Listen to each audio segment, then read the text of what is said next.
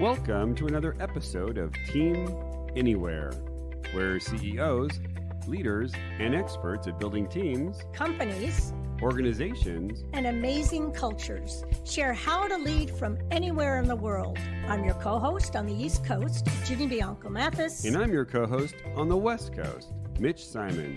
And we invite you to join us to Team Anywhere.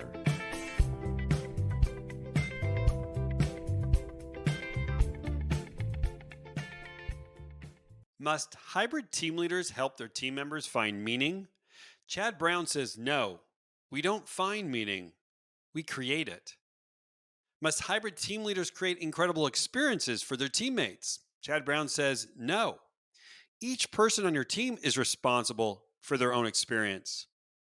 If you were to write a book on the wisdom of hybrid teams, everything you need is in today's podcast with leadership engagement expert Chad Brown. We know you'll enjoy every second of this episode of Team Anywhere. Hello and welcome to another episode of Team Anywhere. I'm your co-host on the West Coast, Mitch Simon, and on the East Coast, our amazing co-host, Dr. Virginia Bianco Mathis. How are you doing today, Ginny?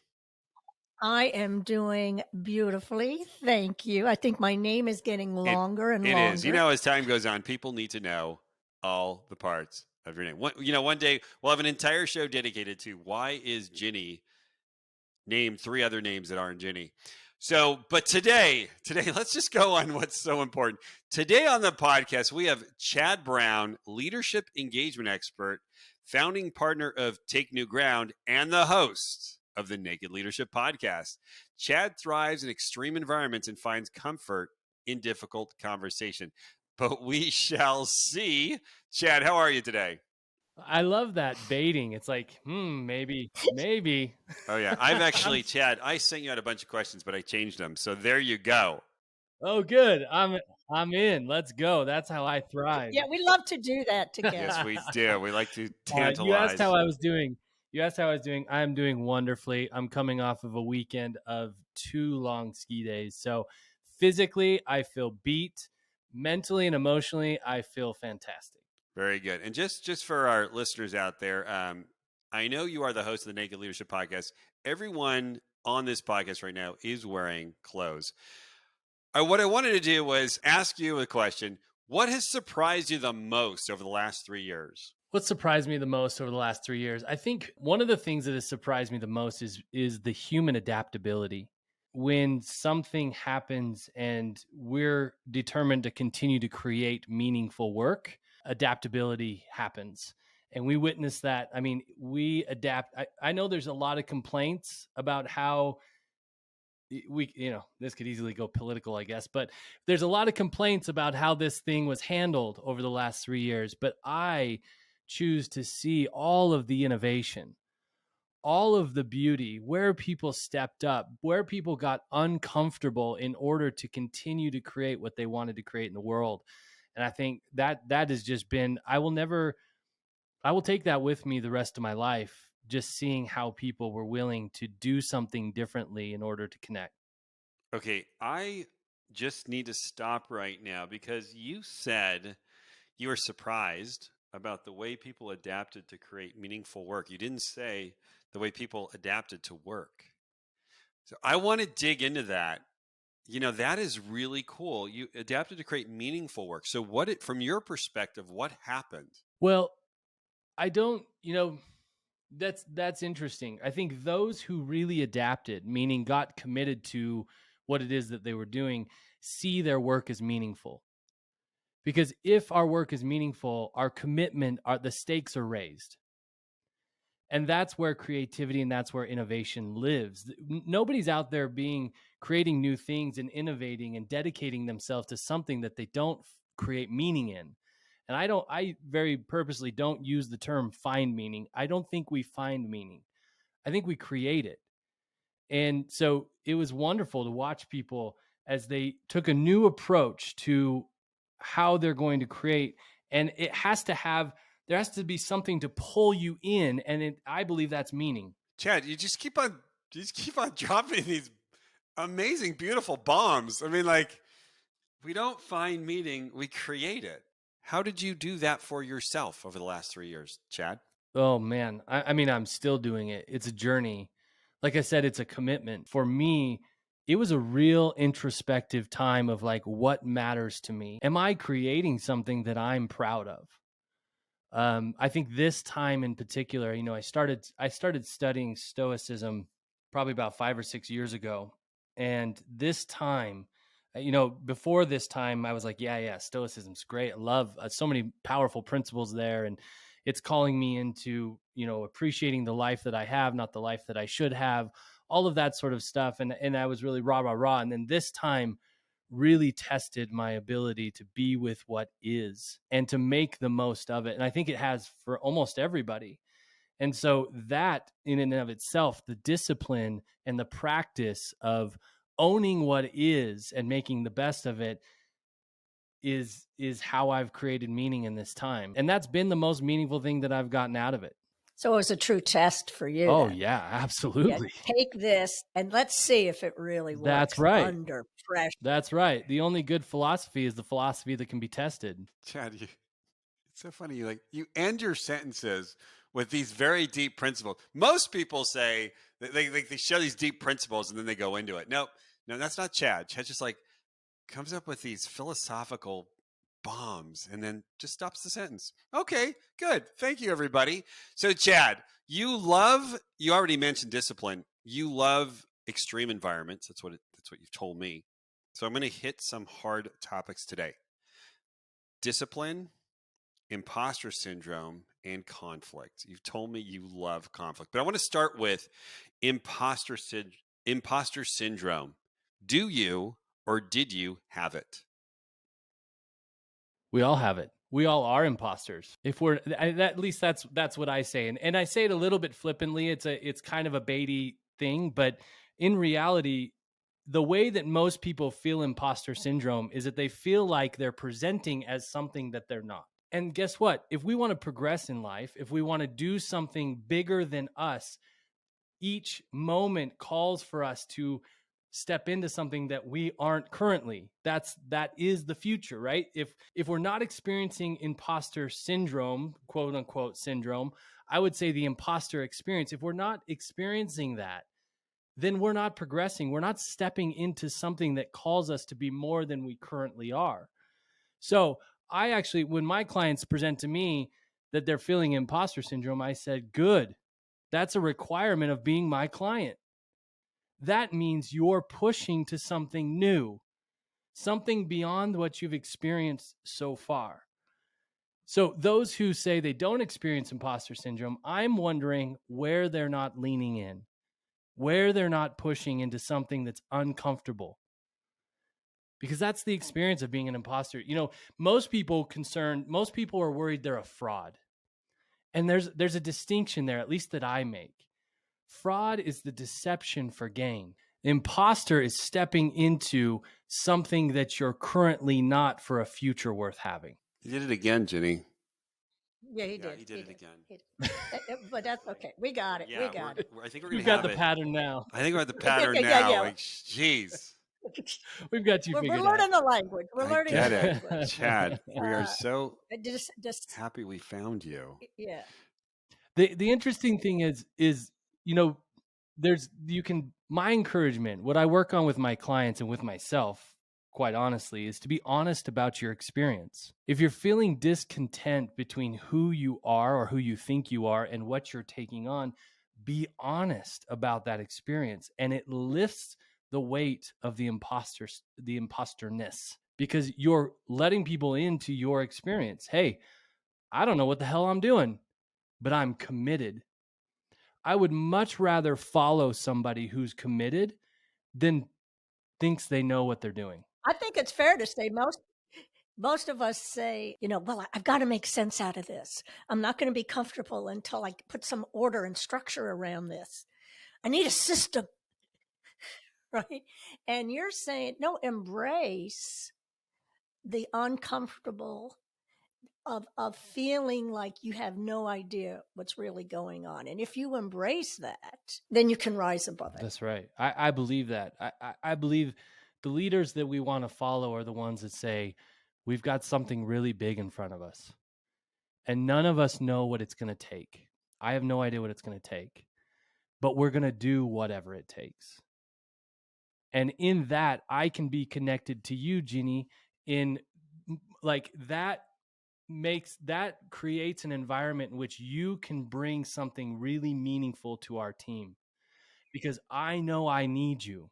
But if I know everything and I know exactly where I'm going and I've got to put on this look, I don't need you. You're just a tool for me. Yes.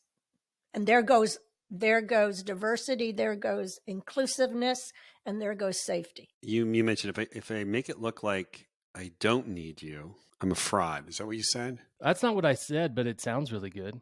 Okay. Yeah. You just see, now he's starting to come up with his own. Well, I'm bomb. working. I'm working here. I'm like sitting at the. Can we play back the tape? No. Yeah, I'm sitting at the footsteps of Chad Socrates Brown. No. Well, I do think, Mitch, I think it's a great point, right? Because if we use the definition I gave, which is deception for gain, my whole position as a leader is that I don't need you. You're filling a space. You're filling a seat for me. And there's a million other people that could replace you. And that's all for my gain. That's for me to maintain control over you. And I know that we're going to talk about discipline you had mentioned discipline, which I'm really excited to get into. But this is the basis. This is the foundation of discipline for me in the workspace, especially as we start talking about remote workspace, because forever leaders, or I'll put it in quote marks, leaders have made a lot of efforts to maintain control. And that maintenance of control got all disrupted when everybody went remote. And because we didn't know how to invite people into a vision and allow them to create their own discipline, we were lost. A lot of us, those who were leading by control, were lost. I wanted to ask you, I work with a lot of companies, I'm sure you do as well, Chad, where they've hired hundreds and hundreds of people to positions where these people have either never been in the same room with other people on their team or on their company, or get together, let's say, once a year. So many of them really do have this sense of imposter syndrome, because it's like, here I am in my four walls. Do I really belong here? Wherever here really means, because here is the virtual space. How do you support those individuals who really don't have that physical connection? How do you support them to make them feel like, yeah, you do belong here. We really want you. You are important to us, so that they don't feel lonely, so that they don't feel like they kind of got in the door somehow? What do you do in that case? So I don't ascribe to the idea that we can make others feel anything. I think that's their responsibility. I'm a big advocate of personal responsibility, quite annoyingly, actually. And but also in that same sentence, I will say the first thing I would do is recognize the challenge, because there is a real challenge in that setting, one of which none of us have ever had to face before. And the idea is, you are strong enough, you're worthy of this challenge. It's going to require something of you that you didn't even know existed up until now. Now, with that said, the challenge is real, so I'm not discrediting the challenge, but I'm inviting you to find the ways to connect that work for you, and don't give up on it until you figure out what works. Go after it like it's your lifeline, because it is. You spend 60 to 65% of your waking hours in this work, and the human experience of fulfillment is something that I want everybody to experience. So go after it like it is your lifeline, because it is. And I don't know what it's going to take for you, Jenny, or you, Mitch, to connect, but I'll support you in it. Whatever you need, let me know. And that's really my approach. But you have the responsibility to connect with other people and to figure out in this new environment what that means for you and what's possible in the organization that you're in. Yeah, Chad, no, I love that. It's interesting. When I was working for Nokia back in the day when Nokia meant something, that was one of the things they actually told us I loved my was Nokia phone, by the way. What's that? I said I loved my Nokia phone. I did too. I did It had the too. little snake game on it. Oh yeah. Let's talk about the history of Nokia. No, let's not. No, let's not. They basically said to me, my first 360 was, you're not connected enough. Go connect to the company. And in those days, it was, well, how the heck am I going to connect? Because Helsinki is really far away from San Diego. What you're saying is, if you're feeling disconnected, employee, go figure it out. Pretty much. That's what you're saying. Yeah, because it is your obligation. And it is important to me as your leader that you are connected. Yeah, I am saying that. I also believe there's leadership in every level. And what I mean by that is if you're lonely, whatever level, quote unquote, level you are in the company, if you're feeling lonely, I guarantee somebody else out there is also feeling lonely. So take some leadership and create some connection, however you possibly can, and then extend it to those who are also in the position. Invite them into the ways that you've connected. You could become the chief connection officer of your own little team, whatever you want to do. And that is taking responsibility. So long, there has been a lie in business for a really long time. And the lie is that your company will take care of you. And the reason that I say that's a lie is because they're not equipped to do so. Because they can't take action for you. You're responsible for your experience. And if there comes a moment where you don't see possibility for the experience that you want where you currently are, go find something new. You and I were twins, separated at birth, because there's one company where every employee goes through this course that I teach, which is Excel as Remote Team Member. And that's the first thing I teach. You are responsible for your own experience. If you're having a bad day, go fix it. Yeah, I love that. Mitch, that's the piece that I feel, and Jed, what you're probably referring to, that has been a bit missing in a lot of this talking we have had about virtual and hybrid. Who has the upper hand, right? Is it the company now, or now they've shifted then to the employee and it goes back and forth? Instead of talking about it's a mutual responsibility and accountability. And we have to equally talk to the employees. You're going through your own questioning now because of what happened with this big social experience.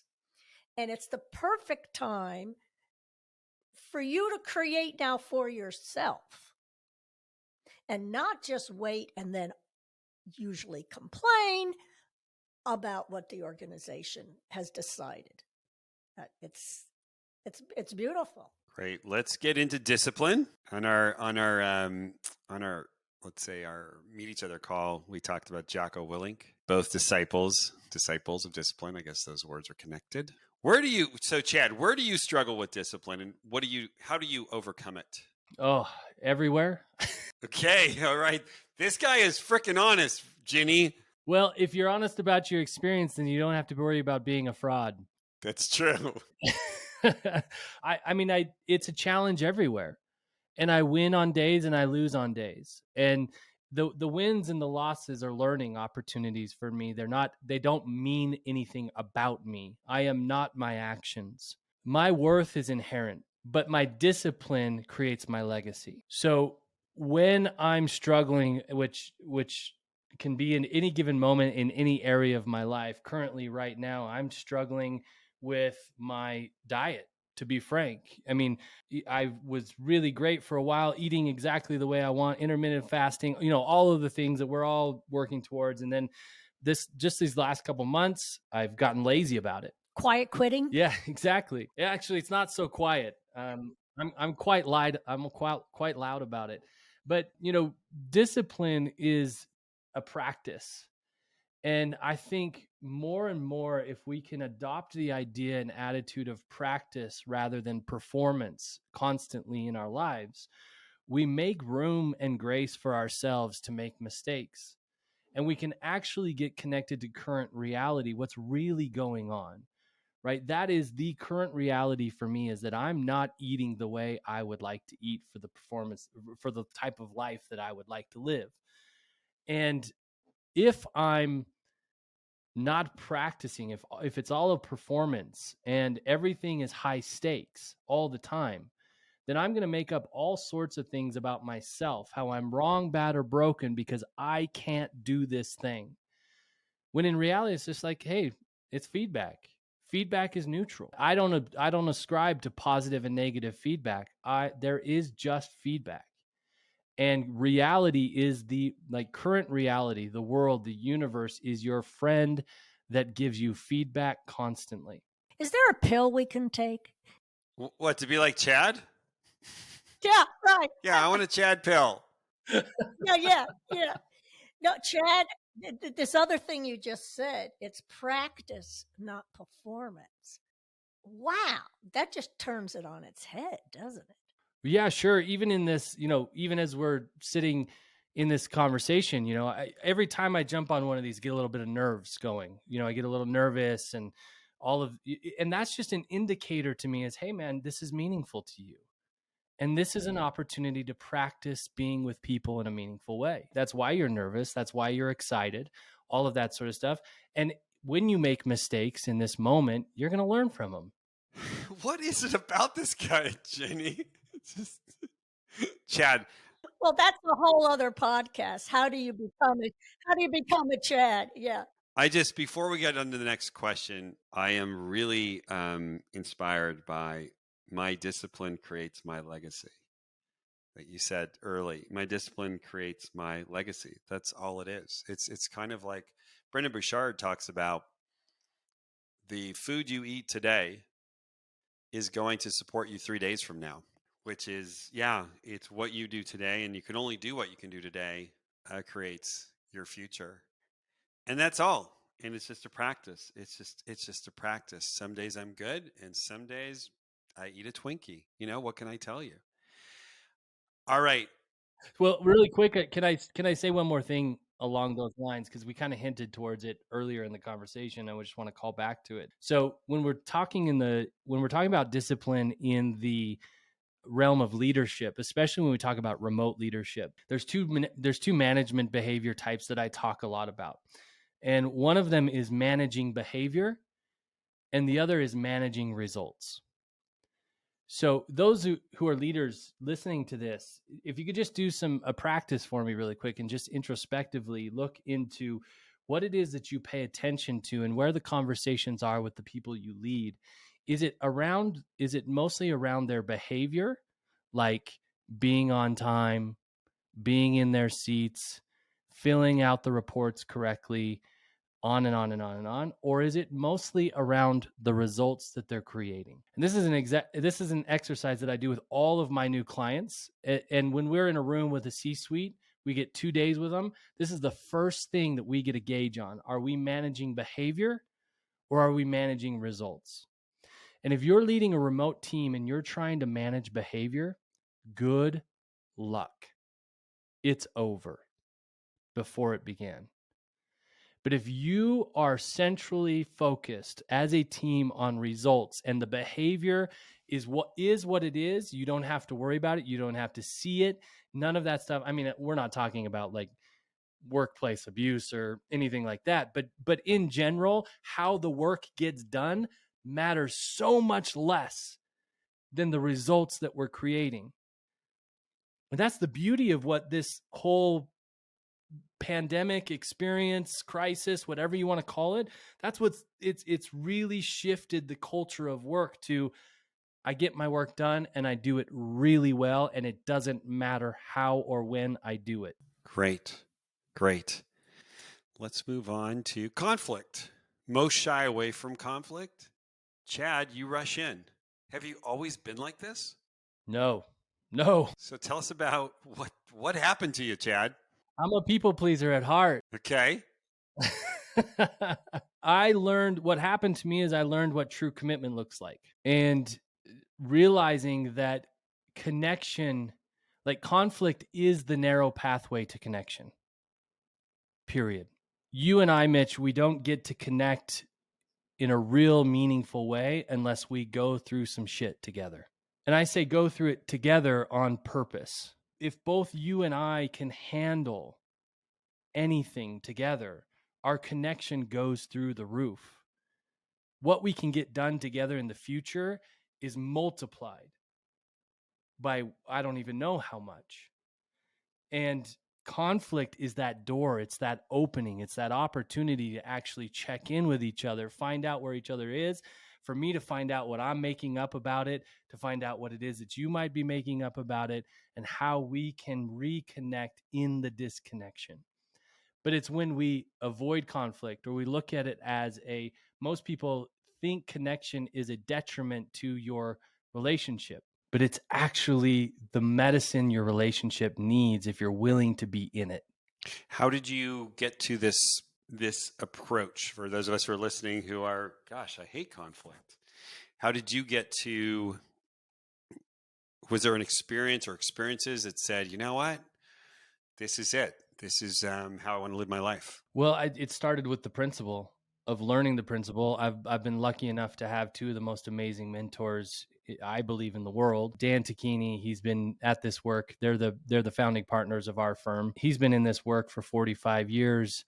And one of the most beautiful examples of going right after the conflict, going right after the elephant. You know, a lot of people talk about the elephant in the room. We say ride the elephant until it's tired. I love that. Yeah, it's because it's so much more action based. You know, there's so much more available than just talking about the thing. We don't have to. The opportunity is to really dive in and express ourselves in a way that's vulnerable, but also clear and committed to what we're here for. The other one is Adrian Kaler, again, one of our founding partners of our firm. I hired him. I created a film production business in 2009, and was a terrible leader. Very disconnected from my people. I saw them as tools. I was a victim to my business. It owned me. I traveled over 300 days of the year while my wife and two little children were in a small apartment in Southern California. Our marriage was deteriorating. I was unhappy and directionless. And when I realized this, I hired him to come in and consult. And I thought he was going to be a business consultant and business coach, which he was really good at that. But ultimately, he offered me this perspective of the conflict, all of the hard conversations that I was avoiding were creating my reality. The conflicts you were avoiding were creating your reality. Absolutely. They were creating the results that I had. A lot of those conversations were conversations I wasn't having with myself. So that invitation to the principle, and then practicing and failing and practicing and failing and practicing and failing, and then getting a little bit of a success, and then practicing and fail, all of that process for me is where I have been able to continue to adopt the practice. Great. Chad, I want to talk to you for about 10 more hours. Great. Let's go. Let's go, baby. I'm clearing my schedule now. Right. I want to bring you back. You guys are so gracious. I want to point out, if I go to your website, which is Take New Ground, there's a lot of references to bullshit on the site. Because Ginny and I lead a lot of retreats. What is special about your retreats such that there is no bullshit? That's a great question. I would actually say that the lack of bullshit does not make them great. And there is no lack of bullshit. Everywhere we go, there's bullshit. Whether or not you're willing to own your bullshit is what defines you as a leader and a human that people can connect to. So Werner Erhard, one of the great trainers of our time, I believe, he stood in front of a group of a couple thousand people, and he said, "You're all assholes." And you can hear like a laughter and kind of the air is sucked out of the room. And he said, "You want to know how I know you're all assholes? because you're all sitting there thinking about how you're not assholes. That's what makes you an asshole. And it's such a colorful way to point out if you're unwilling to see your own bullshit, if you're unwilling to recognize the places where you want to posture, where you want to put up a front or a mask, if you're unwilling to do that, that's what perpetuates the bullshit. So for us, the practice in our retreats, in our trainings, is to start to recognize and own the bullshit that we perpetuate in our lives. And that goes for us, the trainers in the front of the room, that we are constantly talking about where we're missing it, what we're making up, how we're judging, all of where we're not hearing feedback, all of that sort of stuff. And that gives others the permission to step in and say, yeah, me too. I was making this up. I was doing this, and I'm committed. And this is the key point, because it's not a bunch of us sitting around talking about how much we mess up. It's talking about what's not working and then making a new commitment. That's the key.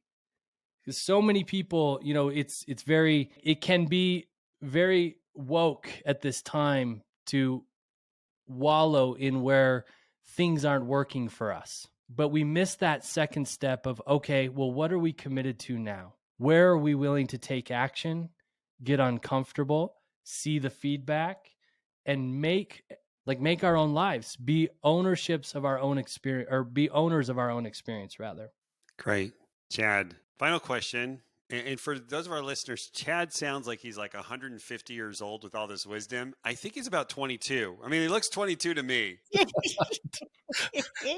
Yeah, I wish. That would be awesome. I feel 22. Yeah. You don't look much older, Chad. Let's just say that. So I turned 40 in April. Next month, 40 I'm in 40. April, yeah. But man, a lot of wisdom. Okay. I think by now, everyone who's listening is like, how can I find Chad? How can we find you, Chad? Well, on our podcast, Naked Leadership is a great place to do that. The format there is I host both of our founders, Dan and Adrian. A lot of the episodes are conversations with us three. Sometimes we'll bring on guests, experts, but typically it's us three talking about really a lot of our client experiences come into the conversation, what we're working on with our clients, or even what we're working on with ourselves. One episode that I would point people towards is it's called I think it's 2 or 3 episodes from when we're recording this. I wish I had the number. It's going to be like 145. It's called How We Do Conflict.